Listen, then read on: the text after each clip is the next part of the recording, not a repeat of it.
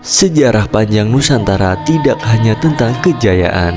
Di balik kemegahan candi dan luasnya kekuasaan, tersimpan kisah kelam tentang para penguasa tangan besi. Paranoia, kesombongan, dan kekejaman ekstrim menandai era mereka.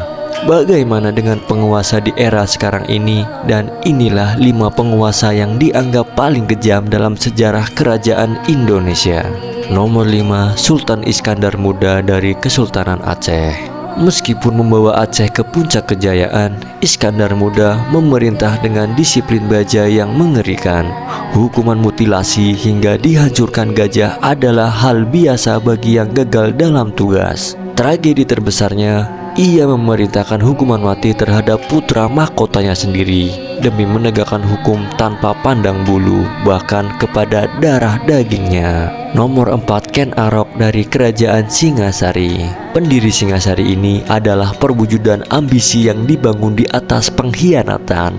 Ken Arok memulai jalannya dengan membunuh Empu Gandring, pembuat keris sakti, untuk menutupi jejak. Ia lalu membunuh Tunggul Ametung, merebut Kendedes, dan menguasai Tumapel. Kutukan Empu Gandring pun memulai lingkaran setan pembunuhan berantai di antara keturunannya. Nomor 3, Lapate Dungi dari Kerajaan Wajo, Sulawesi. Kekejaman raja ini sangat personal dan menghancurkan martabat rakyatnya. Lapate Dungi dicatat gemar memperkosa istri dan anak gadis rakyatnya sendiri secara terbuka. Perilaku bejat dan despotik yang tak tertahankan ini akhirnya memicu pemberontakan.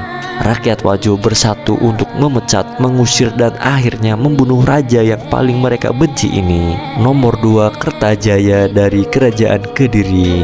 Raja terakhir Kediri ini adalah simbol kesombongan absolut. Dalam puncak arogansinya, Kertajaya memaksa kaum Brahmana menyembahnya sebagai dewa.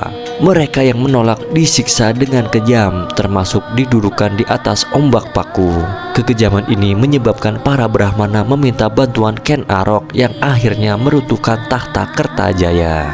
Nomor 1, Amangkurat I dari Kesultanan Mataram. Sering dianggap raja paling kejam dalam sejarah Jawa, Amangkurat I memerintah Mataram dengan paranoia berlumuran darah. Karena ketakutan ekstrim akan pemberontakan, ia memerintahkan pembantaian ribuan ulama beserta keluarga mereka di alun-alun Pleret hanya dalam waktu singkat. Ia juga membunuh adik, mertua, dan pejabat istana hanya karena kecurigaan semata. Kisah-kisah ini adalah peringatan. Kekuasaan yang absolut dan paranoid seringkali melahirkan kekejaman yang melampaui batas kemanusiaan.